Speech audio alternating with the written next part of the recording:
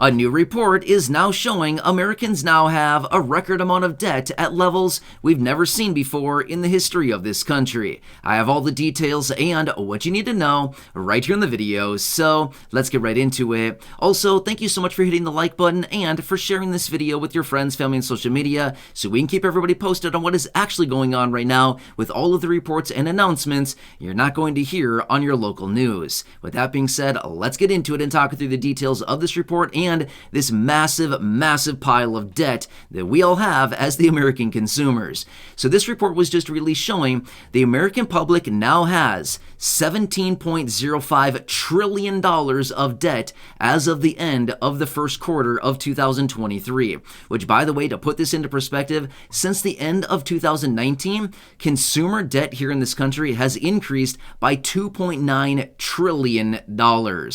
That's a lot, okay? That is historic. We have never been at this much consumer debt in the history of this country, like I said. Which, by the way, when I can say consumer debt, no, I'm not talking about like the $31.4 trillion of debt that the country as a whole is in. I'm talking about consumer debt, as in auto loans, mortgages, student loans, credit card debt, home equity lines of credit, all kinds of things like this, whatever encompasses consumer debt, as in the debt that I have, the debt that you have, the debt that anybody else here in this community has, all of us combined, we collectively have $17.05 trillion in debt.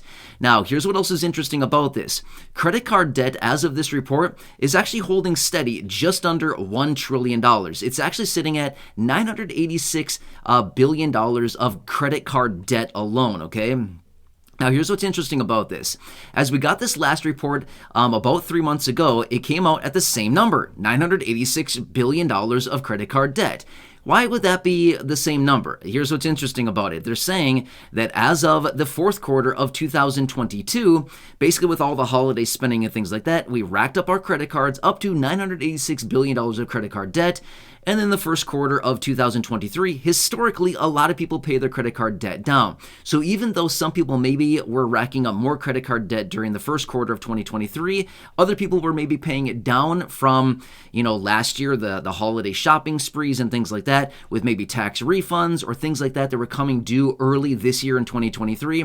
Therefore, apparently we held steady at apparently the exact same number. But either way, that is credit cards. Now, here's what's interesting about this. Reports on this continue to come out and show a lot of this debt is attributed to our favorite word here over the last couple of years. It is, can you guess? Oh yeah, you know what it is. Inflation.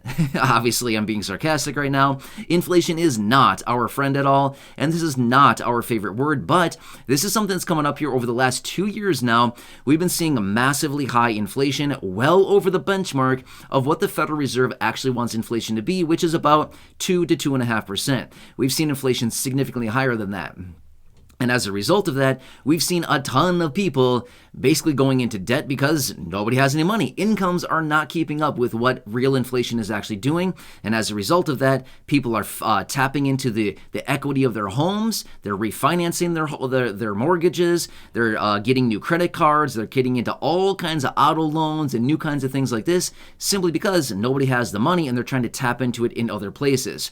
Which, by the way, here's another interesting statistic in this report as well. They said that just between the years of 2020 and 2021, those 2 years alone, 14 million mortgages were refinanced here in the country. Now, why would that be? Generally, when somebody does a refinance, they do a cash out refi, right? So usually what this does, not always, but a lot of times when somebody refinances, they go there to their banker and they say, hey, well, here's the thing. Your home has increased in value, therefore you have more equity in your home. We can now, refinance you. Would you like to pull some cash out? Well, if you're sitting there across the desk from a banker and they say, would you like some cash today? Is anybody going to say, nah, I'm good. I don't want any cash today. I think everybody's going to say, yeah, how much can you give me? Well, according to the numbers here, it looks like we can give you $20,000, $40,000, $50,000, $100,000. How much do you want? Most people are going to take that. And that's exactly what we're seeing from this report here as well, is that a lot of people refinanced when rates were low during 2020 and 2021. And as a result of that, also tapped into the equity of their home and grabbed some of that cash to maybe pay down some debts, maybe to do a project on their home, maybe like a home remodel project or something like that, or to do things like buy a new car, or maybe put their kids through college, or pay down credit card debt, or go on a shopping spree, whatever they wanted to do, right? So, by the way, as long as we're talking about credit cards here, make sure to sign up for your 14-day free trial with the link right down below the video in the description or at the top of the comment section from the sponsor right here on the channel, and they will go to work immediately protecting your personal information online from the scammers, from the hackers, from the dark web people that are trying to grab your personal information. And which, by the way, when you sign up with that 14-day free trial with that link right down below, like I said, they will continue to watch all your personal information, but they will give you real-time alerts if somebody tries to use your name, your social, your personal information to open up a credit card, a loan, a bank account, something like this, a mortgage, anything like this. They will alert you immediately with real-time alerts as well. So, pretty cool stuff.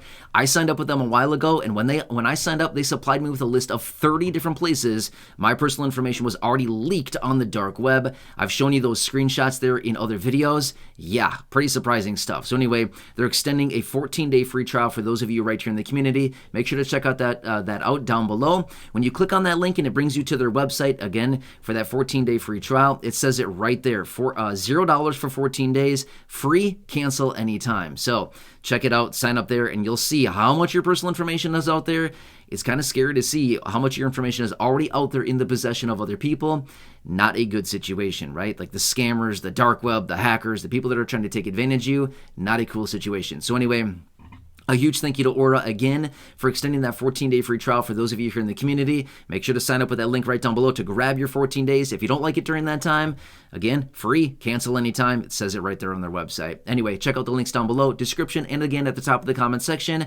And I want to share with you the details, the rest of the details of this report as well. So this is a massive number, over $17 trillion in debt, right? That's a lot of debt that we're dealing with here in this country. And again, like I said, this is historic. We've never been at this much debt in the history of this country as well. Now, here's another interesting statistic with this report as well. Here's what's interesting. Going back to 1991. Sorry, I almost forgot about the good old 90s, right? Zuba pants and all, right? Yes, I had a bunch. Anyway, but here's what happened. Back in 1991, the highest interest rate on a credit card that we saw across the board on average was 19%. That was historically the average high on credit card interest rates back in 1991. So what is that, 32 years ago? That was the highest we've ever seen. Well, guess what? Last week, we marked a new high when it comes down to the highest record ever for an average credit card interest rate. Can you guess what it is? 20.33%. That is the new average, that is the new record high of credit card interest rates right now. That's craziness. 20.33%. Let me ask you this much, just so we can put this into perspective. Think of it this way. You have $1,000 sitting in a savings account. Your bank calls you and says, hey, we'd like to offer you a 20.33% interest rate on your $1,000. Would you like to take it? I'm not sure about you, but I would say yes. Can I make another deposit? How much more can I put into this account? Can I borrow money from friends and family? Can I get a loan at 6% and then dump it into this savings account? My point is, 20.33% interest on a credit card is nuts. If we were being offered that by a bank for a savings account or even a CD or anything, even returns in the stock market, that'd be a crazy return. 20.33%. My point is, who's getting that interest? The banks. The banks, they're getting that. So they are on the receiving end of that 20.33%. So when it comes down to that interest rate, it's essentially them, it's basically us paying them that interest rate, and they're the ones basically loaning the money to us to spend it, and then we're, paying that interest. So they're on the receiving end of the interest. Not a bad position to be in, right? So anyway, craziness. There's a lot of weird things going on right now, but every report that I read about this is all saying that this massive amount of debt that we're racking up here in this country is all attributed to inflation. And honestly, it's not going away anytime soon. Now, to be fair, inflation has come down a little bit. However, I continue to see a lot of contradicting reports out there that say the inflation that's being reported to us right now is nowhere near real inflation, what's actually going on out there. So again, these are the reports that are released once per month out of the BLS, Bureau of Labor Statistics, or some people just like to call it the BS.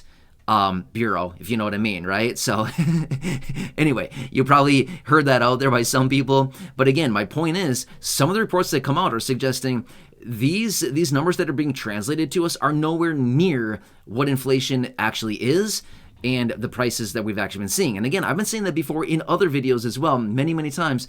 I've asked you before, when you go to your local store to buy groceries, is your receipt higher or lower each week? I'm not sure where you shop, but honestly, I've had this conversation with my wife many, many times. I say, what are we buying? I swear every single week that receipt is higher and higher. It's like nuts. The amount of money on a weekly or every 10 days or however often she buys stuff. My wife does the grocery shopping. I would not be good at that. I honestly don't even know what we need. But my point is, every single week, it's like, it goes up every single week. It's just like the amount now is like crazy much. It's so much higher than what it was like 2-3 years ago. Remember that? It's just like nuts. It's like, what's going on out there, right?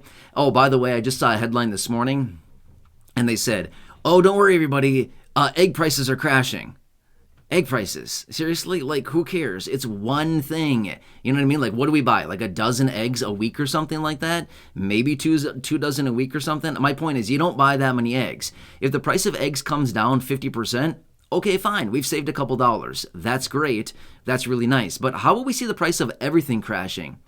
Not happening right now, right? It just seems like prices continue to go the opposite direction, straight up like one of Elon's rockets. Anyway.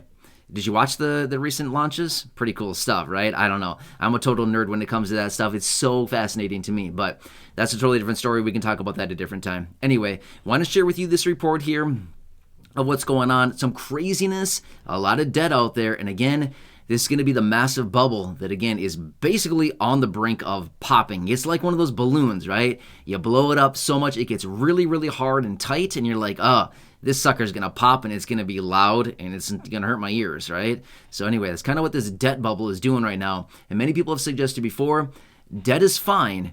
Debt is totally fine. But when we get too much consumer debt, that's when things get really bad really fast. Anyway, I'm going to leave it there for now. Make sure to check out your link down below in the description or at the top of the comment section for your exclusive 14-day free trial from the sponsor here on the channel, Aura. And again, they will help you out protecting your personal information online from the annoying scammers, the annoying hackers, the annoying dark web people trying to grab your information and take advantage of you, trying to get your info, trying to get your money, things like that. Get back at them. Make sure to sign up with that link down below. Otherwise, subscribe down below, share the video with your friends, family, social media, and go back and check out any of the other thousands of videos here on the channel. Until next time, enjoy your day, take care, and